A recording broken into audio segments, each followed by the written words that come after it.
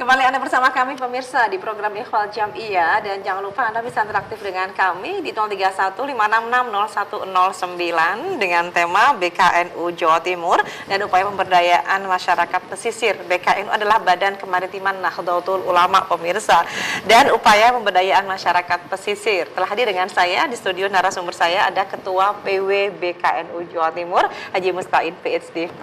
Pak Haji, kita bicara tentang MOU kemarin. Apa program-program untuk kedepannya?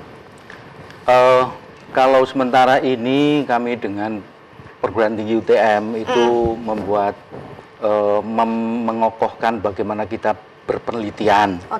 Berpenelitian, meletakkan tentang alur bagaimana produksi garam ini mulai dari hulu ke hilir itu sebaiknya seperti apa. Dari petani itu bisa terjamin sampai dengan hilir pengguna. Lah pengguna ini terkadang mampet. Ketika dengan banyaknya impor, hulu musim panen garam, impor banyak, harga jatuh. Ini kan masalah. Nah, ini kami upayakan nanti ada bisnis plan yang jelas, yang bisa terjamin jalan, bahwa pengguna ini establis, konsisten, terus berjalan. Itu yang kita harapkan. Sehingga dengan demikian masyarakat petani garam ini pendapatannya menjadi meningkat, tidak tergantung musim. Itu yang kami harap tergantung musim. Segitu tadi, ketika panen banyak, impor banyak. Itu kami harus usahakan. Ini tugas regulasi Pak Emil yang hadir kemarin. Alhamdulillah beliau concern terhadap itu, dan senang sekali ketika kami menghubungi Pak Emil lewat surat, lewat komunikasi ajudannya itu responsif. Padahalnya 2-3 hari, 3 hari. Persiapannya hanya itu? Enggak, menghubungi Pak Emil itu loh. Tapi melihat ini masalah garam, masalah Madura dan garam, antusias sekali. Karena Bu Gubernur juga concern tentang di Madura, gitu. Saya kira itu. Baik, luar biasa ini berarti. Ada secerca harapan bagi petani tambak garam di sana. Baik. Kalau ini Pak Haji bisa disampaikan apa sih yang menjadi tugas BKNU ini dalam pemberdayaan masyarakat pesisir, ya kan? Di antaranya kan garapannya kan banyak sekali. Itu. Tadi saya katakan bahwa nantinya, ya ini sudah kami rintis, ada 4 konsorsium, ada perguruan tinggi yang meriset, ada regulasi pemerintah ngurus regulasi, ada industri, ada komunitas. Nah, BKNU ini mewakili tangan kanannya PWNU menjadi bagian yang besar dari komunitas, bagian komunitas.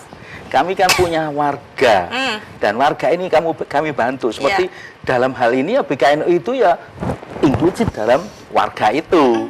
Nah, jadi kami mau mengangkat yang warga yang nun sewu saja level pendidikannya lemah, mohon maaf, itu kita sontek dengan ada kita gitu loh Mbak. Ada orang ITS, ada orang UNER, ada orang UPN yang bisa membantu, mendampingi gitu. Nah, ini kita buktikan.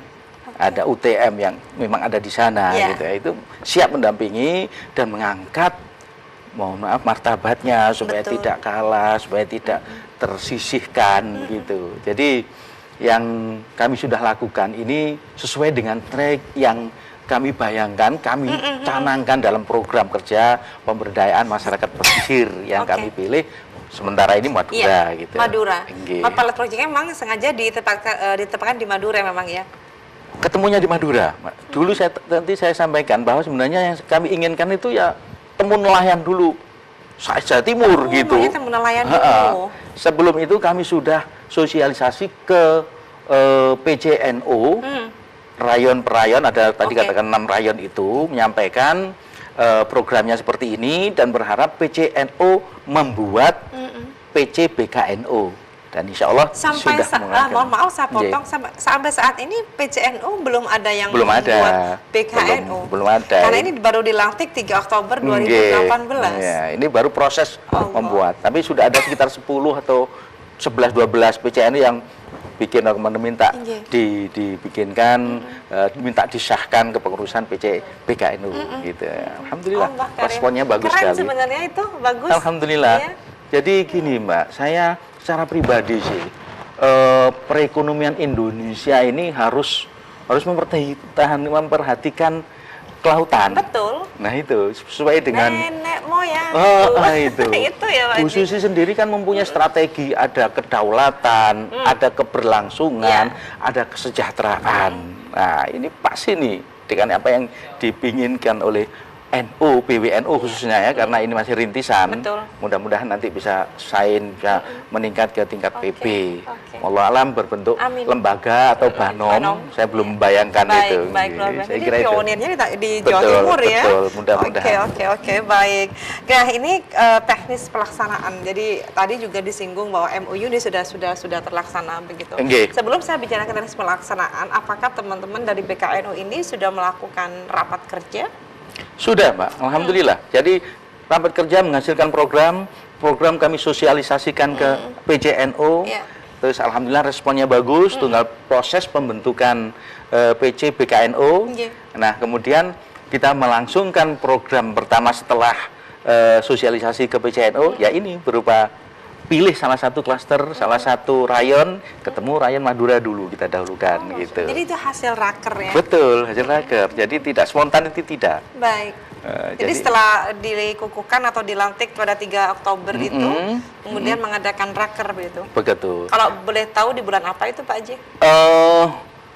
Jadi apa ini SK itu 3 Oktober, kemudian pelantikan itu awal November. Awal November. Terus akhir November kita sudah mulai raker, sudah mulai bekerja, dan sampai sekarang ini rapat-rapat menghasilkan sosialisasi, menghasilkan itu.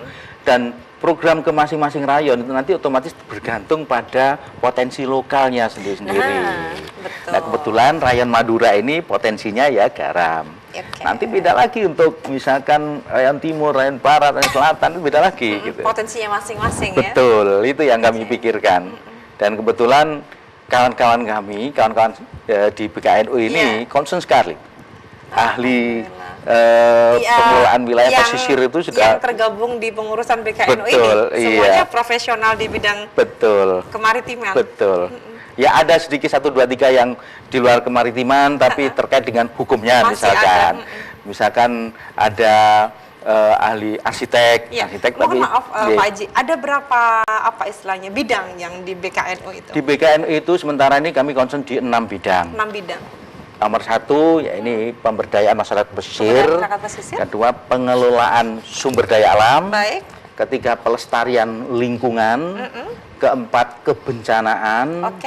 Kelima itu energi dan sumber daya air. Keenam itu sistem informasi dan komunikasi. Tapi sementara ini concern dulu pada pemberdayaan masyarakat pesisir. Jadi ada target-target ya di betul. sana ya. Saya tidak mengkir sendiri, Mbak. Saya hanya suara saja. Ini pikiran banyak kawan-kawan saya punya gitu. Banyak cantrik. Bukan cantrik, ini justru itu kan advisor saya gitu, betul. Kan ada dewan ahli, ada penasihat yang memberikan masukan-masukan gitu. Kalau hanya saya sendiri apa ini saya? Ini kan bisa apa-apa saya. Ini merendah nih. Tidak, betul, saya akui betul.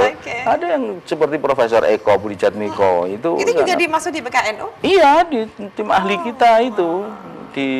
Ada Profesor Fauzi yang sekarang rektor UPN. Itu BKNU juga. Iya. Allah karim. Itulah.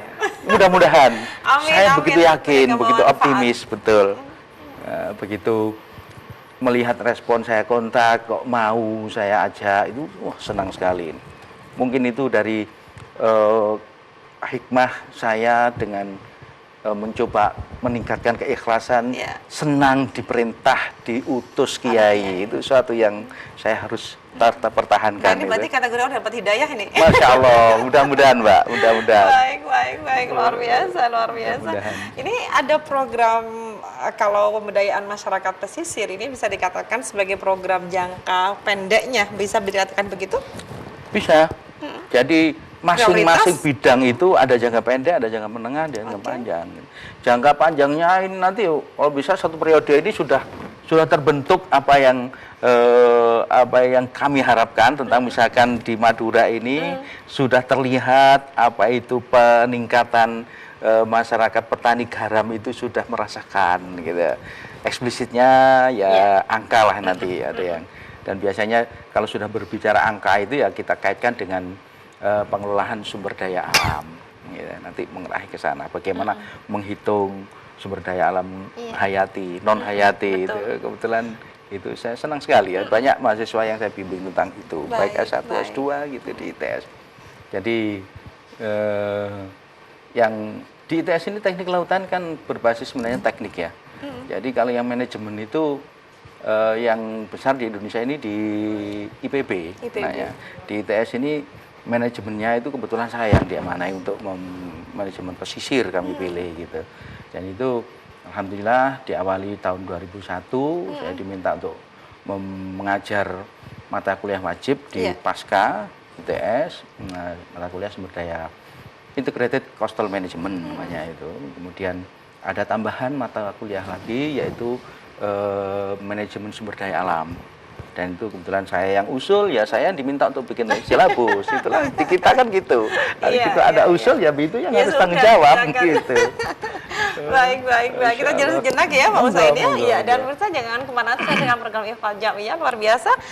Untuk tema kita adalah BKNU, Badan Kemaritiman Nahdlatul Ulama, dan upaya pemberdayaan masyarakat pesisir. Pemirsa, itu tema kita pada kesempatan kali ini. Kita akan kembali usai jeda berikut.